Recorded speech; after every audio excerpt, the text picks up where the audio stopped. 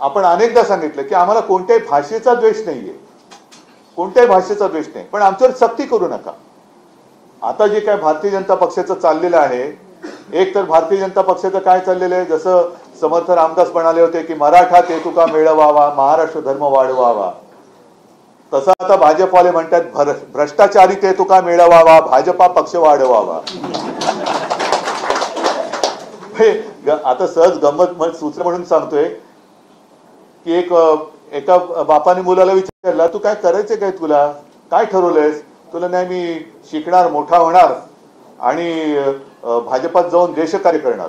तुला काय वेडायच की काय? तुला जर का तसं पाहिजे असेल तर डायरेक्ट भाजपात नाही जायचं, आधी दुसऱ्या कुठल्या तरी पक्षात जा, काहीतरी गडबड घोटाळा घे कर, मग तुला तिकडे सन्मानाने बोलवतील आणि मंत्री करतील. पण तू जर का थेट भाजपात गेलास तर उपऱ्यांच्या सतरंज्या तुला उचलावे लागतील. हेच चाललेलं आहे आता. म्हणजे आपलं जे काय आहे ते मारून टाकायचं. तरी लोकसभेच्या वेळेला तर पियुष गोयल काय बोलले होते कोळीवाड्यांच्या बाबतीत, मी विसरलो, पण तुमच्या वास येतो. मतं पाहिजेत, मताला वास नाही येत. पण आमच्या मच्छीमार किंवा आता मी स्वतः कॉलेजमध्ये जाताना बांद्रा ते आपली तेव्हा व्हीटी म्हणायचे, आता छत्रपती शिवाजी टर्मिनस, हार्बरने यायचो. आणि मग तेव्हा माझ्या कोळी माता भगिनी यायचा, मच्छी का पाणी, मच्छी का पाणी. नुसतं मच्छी का पाणी म्हटलं होती लोक इथे तिथे पडायचे. का? मच्छी पाहिजे पण पाणी नको, वास नको. काय किती हा म्हणजे निर्दयीपणा आहे. म्हणजे यांना सगळ्यांना मतं पाहिजेत, राज्य करायचंय, पण आता त्याच्यात आहे ना वास नको. त्याचे त्याने म्हटलं की काय ते वेस्ट. मग आता ही कंपनी पुन्हा कोणाची ते शोधा. Foul fish, foul smell of fish waste generated at Sassoon Dock. आता किती वर्ष झाली? या मंत्र्याच्या कित्येक पटीने जास्त वयाची ससून डॉक असेल. बरोबर आहे, आतापर्यंत कोणाला वास नाही आला.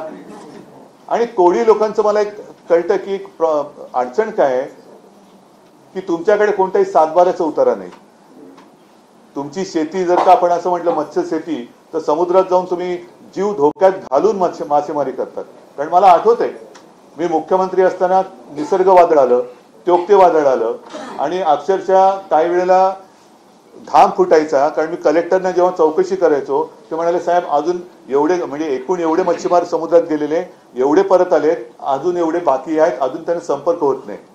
म्हणजे कुठे तुम्ही जाता, काय करता, गेले तर किती दिवस राहता, कसे राहता, आणि इकडे आल्यानंतर जर का तुम्हाला अपमानास्पद राहावं लागत असेल आणि तुम्हाला हुसकावण्याची भाषा जर का कोण करत असेल तर तो अन्याय तोडून मोडून टाकल्याशिवाय शिवसेना स्वस्थ बसणार नाही. हे मी तुम्हाला फक्त एकजूट मजबूत ठेवा, त्याच्यामध्ये कोणाला काड्या घालण्याची संधी देऊ नका.